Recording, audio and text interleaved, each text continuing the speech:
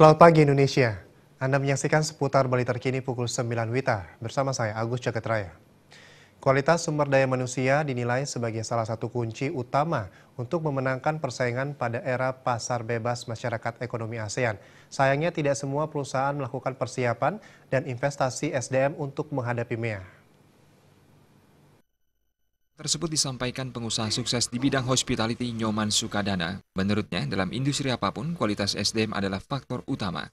Untuk itu, inovasi dan investasi di bidang SDM mutlak dilakukan pengusaha usaha semua sektor jika ingin tampil sebagai pemenang.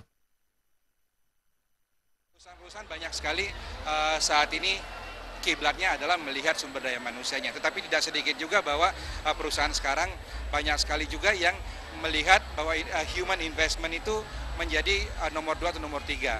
Sehingga hal ini menjadi bumerang bagi perusahaan itu sendiri. Bagi kami, kita melihat bahwa human investment ini adalah sebuah investasi yang sangat harus benar-benar memiliki, harus diberikan fokus tersendiri.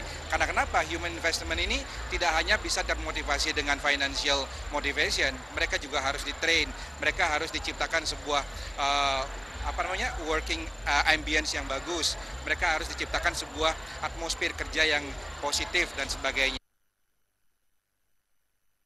Ia pun menyarankan kepada para pelaku usaha jangan ragu menanamkan investasi di bidang SDM.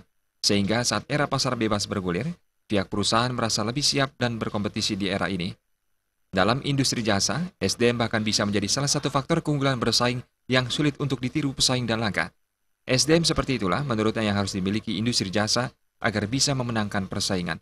Rati Anggoro dan Riasa, Bali TV. Nantikan seputar Bali terkini 1 jam mendatang. Selamat pagi dan sampai jumpa.